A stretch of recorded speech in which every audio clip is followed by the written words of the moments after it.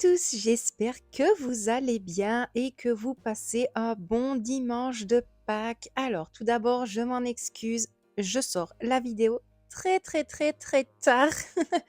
Mais voilà, j'ai eu un petit contretemps, j'ai voulu vraiment avancer dans le ménage à la maison, donc j'ai complètement oublié de programmer la vidéo à temps. Donc aujourd'hui, on se retrouve pour 2 recettes salées et une recette sucrée, mais également une astuce anti-gaspi que l'on verra à la fin de cette vidéo. Donc là, pour commencer, je vais réaliser une pâte à pizza pour réaliser des buns à la viande hachée.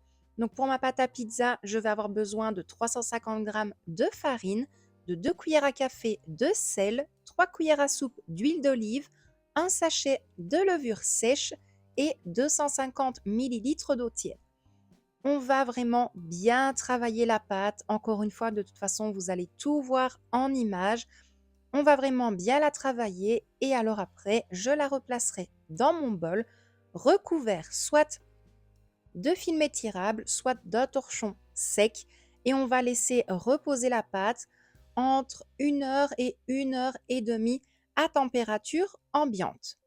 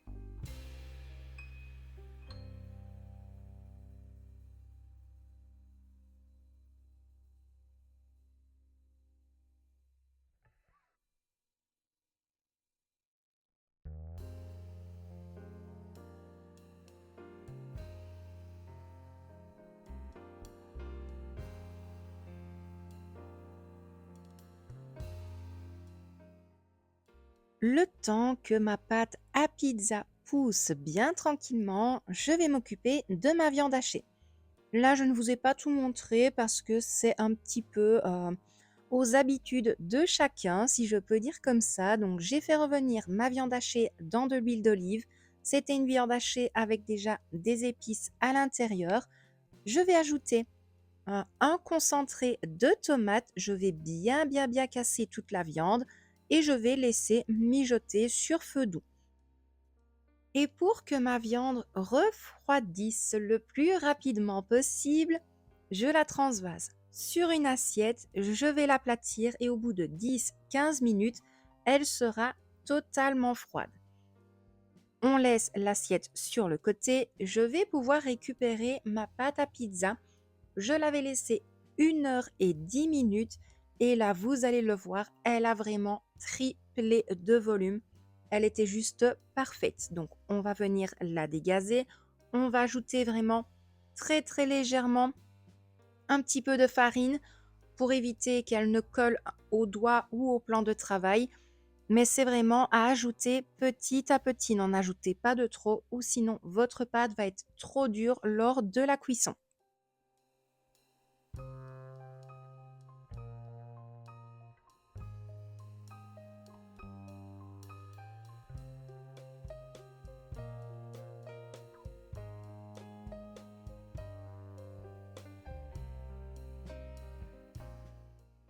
Je forme un boudin avec ma pâte. Je viens couper des petits pâtons. Les petits pâtons, on va vraiment les aplatir. Pour commencer, on va l'aplatir avec la main. Encore une fois, n'hésitez pas à ajouter de la farine sur le plan de travail si vous voyez que la pâte colle. Donc, je commence à aplatir avec les mains. Ensuite, je viens récupérer mon rouleau à pâtisserie que je farine légèrement également. Et alors, on va continuer à l'aplatir pour avoir plus ou moins une mini crêpe. Au niveau de la farce de viande hachée, c'est en fonction de la taille de vos pâtons une fois qu'ils sont aplatis. Donc là, j'ai ajouté pour celui-ci 3 petites cuillères à soupe de viande. Je vais ensuite reprendre toutes les extrémités de la pâte, vraiment bien pincer les bords pour éviter que ça ne s'ouvre lors de la cuisson et de perdre toute la farce parce que c'est pas le but. On revérifie, on forme vraiment une boule, on retourne pour voir si c'est bien soudé, on la remet à l'endroit, on reforme une boule et ensuite je vais placer le tout dans un moule qui va directement aller au four. Encore une fois, je vous laisse avec les images, c'est beaucoup plus parlant. Je vais juste les badigeonner avec un jaune d'œuf battu et alors je vais ajouter un petit peu des épices sur chaque petit buns. Je les ai fait partir en cuisson. C'était 180 degrés à chaleur tournante pendant 15 minutes.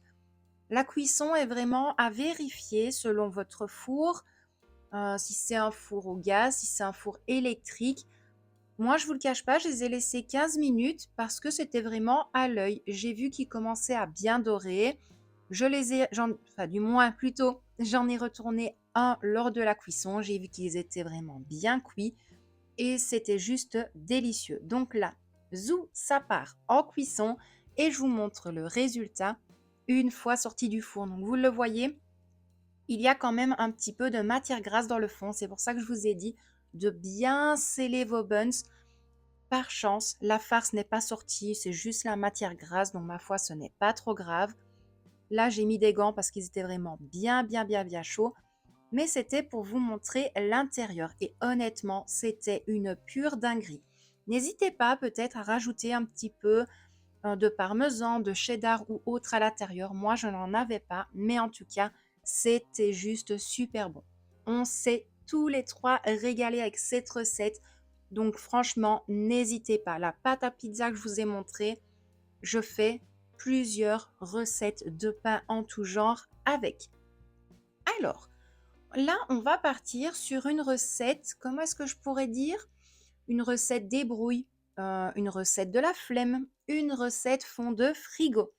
Donc là, j'avais un paquet de saumon, j'avais également un petit pot de fromage ail et fines herbes, il me restait des pâtes et un berlingot de crème culinaire.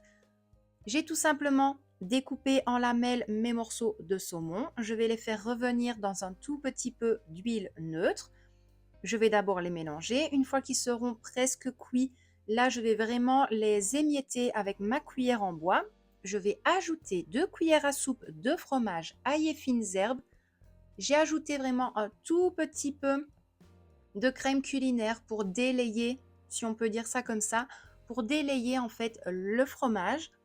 J'ai laissé mijoter sur feu très doux pendant 10 minutes. Mon eau était prête pour les pâtes, donc je vais ajouter mes pâtes dans mon eau bouillante. C'était des coquillettes. Pareil, ça fait plaisir à tout le monde et surtout à notre fille qui en plus est vraiment bien malade depuis jeudi. Voilà, je sais que ça lui a fait super plaisir, donc elle a voulu des coquillettes blanches. Et papa et maman ont mangé les coquillettes au saumon, ail et fines herbes. Mais en tout cas, si vraiment vous avez même du fromage blanc en soi, c'est pas encore trop grave. Un petit peu de fromage blanc, un petit peu de persil, un petit peu de ciboulette ou même de l'aneth. Vous faites revenir vos morceaux de saumon, vous ajoutez votre mélange de fromage blanc avec un petit peu de crème liquide et c'était juste super bon. Une fois que tout était prêt, je vais tout simplement ajouter quelques coquillettes au niveau de ma préparation saumon, ail et fines herbes. Je vais bien tout mélanger et vous me connaissez, lorsque c'est des repas rapides, faciles, fond de placard, fond de frigo, eh bien, je ne vais pas m'amuser à faire une belle présentation pour YouTube. Non, le quotidien d'une famille, c'est le quotidien de presque tout le monde en général. Donc, on ne se prend pas la tête, on ne fait pas spécialement de belles présentations dans l'assiette. Alors, il est vrai, vous allez le voir, c'est pas super beau à l'œil, mais croyez-moi, c'était hyper bon dans l'estomac. Donc, pour cette dernière recette de cette vidéo, je suis partie sur un gâteau au yaourt aromatisé avec de la confiture à l'ananas. Donc, pour la base de mon gâteau au yaourt, je vais avoir besoin de 2 pots de yaourt nature, 2 pots de sucre.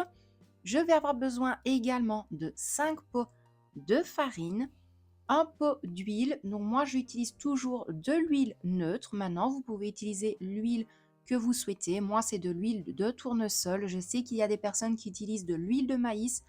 Personnellement, je ne suis vraiment pas fan du tout du goût. Donc moi, j'utilise toujours de l'huile de tournesol.